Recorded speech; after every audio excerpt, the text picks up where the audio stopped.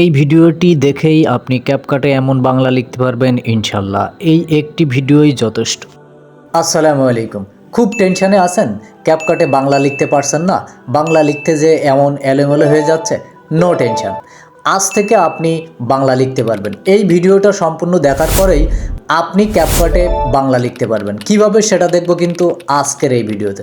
দেখুন, এই সম্পূর্ণ প্রসেসটা আমি এই ভিডিওতে আপনাদেরকে স্টেপ বাই স্টেপ দেখাবো, তো ভিডিওটা স্কিপ না করে আপনারা সম্পূর্ণ দেখুন। তো চলুন আমরা মূল ভিডিওতে চলে যাই। তার আগে বলবো, এমন গুরুত্বপূর্ণ ভিডিওগুলো রেগুলার পেতে আমার চ্যানেলটি সাবস্ক্রাইব করে রাখুন।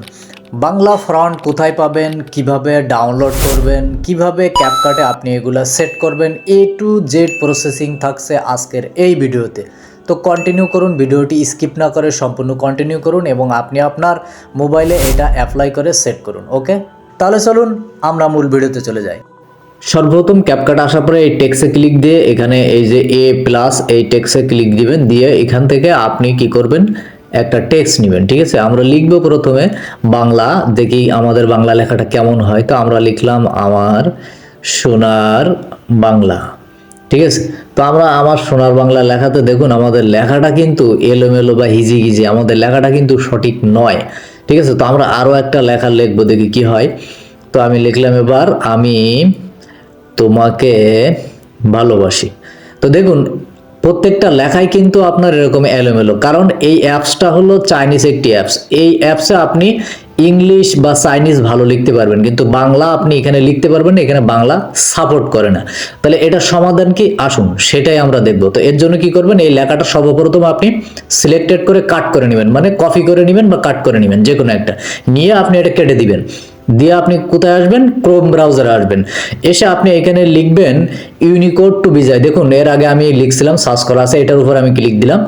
দেওয়ার পরে কিন্তু আপনার এখানে চলে আসছে ইউনিকোড টু বিজয়। এই যে আমি উপরে মার্ক করে দিচ্ছি, আপনি ঠিক সেম এই লেখাটাই লিখবেন। ঠিক আছে, লেখার পরে প্রথম যে ওয়েবসাইটটা দেখছেন নিচে, বিজয় ইউনিকোড, ঠিক আছে, কনভার্টার, এটার উপরে আপনি একটা ক্লিক দিবেন। দেওয়ার পরে আপনার সামনে কিন্তু এরকম দুইটা বক্স চলে আসবে। ঠিক আছে, তো দুইটা বক্স যখন আসবে, এই যে প্রথমে একটা বক্স আর নিচে একটা বক্স, এই দুইটা বক্স আসবে।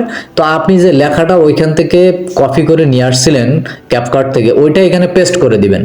ঠিক আছে, তো পেস্ট করে দেওয়ার পরে আপনি কি করবেন, এই যে নিচে যে তিনটি বাটন আছে, লাল দুইটা আর একটা ব্লু কালার, তা প্রথম যে লাল বাটনটা এটার উপরে আপনি ক্লিক দিবেন। ওখানে যাই লেখা থাকে, আমি যেটা মার্ক করে দিচ্ছি আপনি এইভাবেই করবেন। দেওয়ার পরে দেখবেন নিচের বক্সে আপনার ওই লেখাটা ইংলিশে এলোমেলো ভাবে চলে আসছে। তো এখন কি করবেন, এই ইংলিশ এলোমেলো লেখাটা আপনি সিলেক্টেড করে কপি করে নেবেন। ঠিক আছে, এই যে ফুলটা সিলেক্টেড করে নেবেন, নিয়ে কপি করে নেবেন, কপি করে নিয়ে এখান থেকে এটা কেটে দিবেন। ঠিক আছে, কেটে দিয়ে আপনি ক্যাপকাটে চলে আসবেন, এসে ওই লেখাটাই আপনি এখানে পেস্ট করবেন। দেখুন অ্যামেজিং একটা ম্যাজিক, আপনি পেস্ট করার সাথে সাথে দেখুন সুন্দর একটা বাংলা লেখা চলে আসলো। কিভাবে আসলো, কারণ এর আগে কিন্তু আমি একটি ফন্ট এখানে আপলোড করে রাখছিলাম। ঠিক আছে, যে কারণে। তো এবার আমরা কি করব, আমরা এটা কিভাবে করলাম সেটা দেখব। তার জন্য আমরা ক্রোম ব্রাউজারে আবার চলে আসবো, এসে আমরা লিখবো বাংলা ফন্ট। ঠিক আছে, তো আপনি কিভাবে এই বাংলা ফন্টগুলো পাবেন সেটা আপনাকে আজকে দেখাবো। তো আমি এই মার্ক করে দিলাম, যা লিখলাম এটা লিখবেন। লেখার পরে নিচে এই যে প্রথম যে ওয়েবসাইটটা আসছে লিপি ঘর ফ্রি বাংলা ফন্ট, এটার উপরে আপনি একটা ক্লিক দিবেন। দিলে এখানে লিপি ঘরের বাংলা ফন্টের সবকিছু আপনার সামনে ওপেন হয়ে যাবে। ঠিক আছে, তো এখান থেকে আপনি অসংখ্য বাংলা ফন্টগুলো কিন্তু ডাউনলোড করতে পারবেন। এবার একটু স্ক্রল করে নিচের দিকে আসবেন। ঠিক আছে, নিচের দিকে এসে এখানে দেখবেন ফ্রি ফন্ট লেখা, এই ফ্রি ফন্টের উপরে আপনি একটা ক্লিক দিবেন।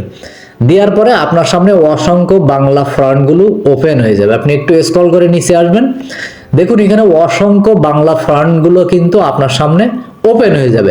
এবার আপনি এখান থেকে আপনার পছন্দ মতো যে কোনো বাংলা ফন্ট কিন্তু আপনি ডাউনলোড করতে পারেন। ঠিক আছে, এরপরে নিচে দেখুন এখানে অসংখ্য পেজ আছে, প্রত্যেকটা পেজে আপনি যাওয়ার পরে অসংখ্য বাংলা ফন্টগুলো আপনি কিন্তু পেয়ে যাবেন। ঠিক আছে, তো আপনার পছন্দ মতো যে কোনো একটি, দুইটা, পাঁচটা, যে কয়টা খুশি আপনি বাংলা ফন্টগুলো কিন্তু আপনি এখান থেকে ডাউনলোড করে নিতে পারেন। ডাউনলোড করার জন্য কি করবেন, এই যে ডাউনলোড যে বাটনটা আছে, এই ডাউনলোড বাটনের উপরে আপনি একটা ক্লিক দিবেন। ঠিক আছে, তো তো ডাউনলোড বাটনের উপর ক্লিক দিয়ে একটু স্ক্রল করে নিচে আসবেন। নিচে আসার পরে এখানে বলছে কি এখানে লিখে পরীক্ষা করুন। আপনি যে ফন্টটা নিলেন এটা এখানে লিখে আপনি পরীক্ষা করে দেখতে পারেন লেখাটা কেমন হয়। আর এই ফন্টটা কিন্তু এই ভাইয়া তৈরি করছে, ঠিক আছে।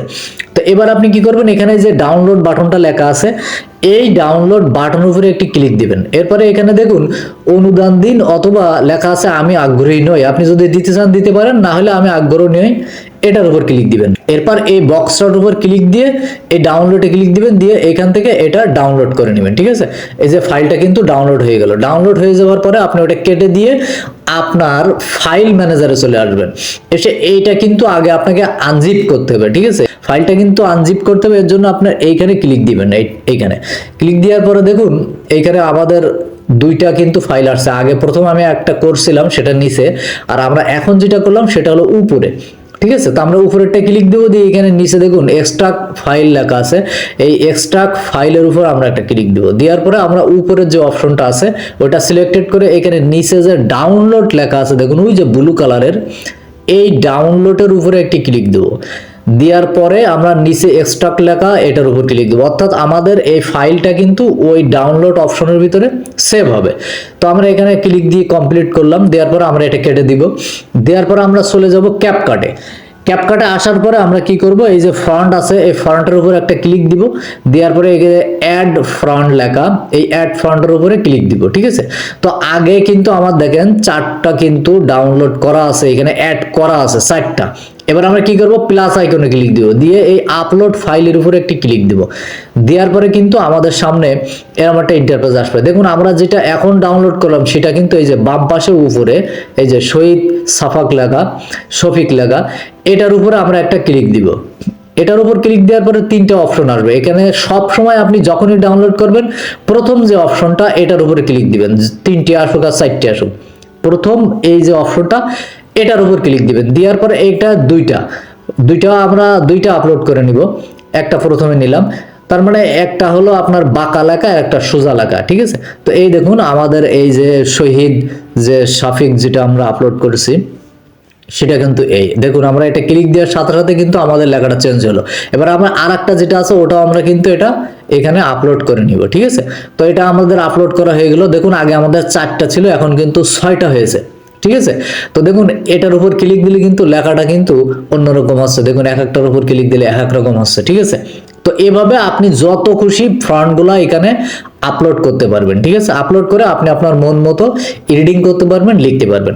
ওকে বন্ধুরা, তো এভাবেই করবেন। আর ভিডিওটা যদি আপনাদের একটু উপকার হয়, ভালো লাগে, তাহলে একটি লাইক দিয়ে দিবেন আর কমেন্ট করে আপনি আপনার মতামত জানাবেন। আর আমাদের এই চ্যানেলটি সাবস্ক্রাইব করে দেবেন যাতে করে আপনি এমন ধরনের গুরুত্বপূর্ণ ভিডিওগুলো রেগুলার পেয়ে যান। তাহলে ভালো থাকবেন, দেখা হবে আপনাদের সাথে নেক্সট ভিডিওতে। আমি আজকের মতো বিদায় নিচ্ছি, এমডি মনিরুল ইসলাম সাতক্ষীরা। আল্লাহ হাফেজ।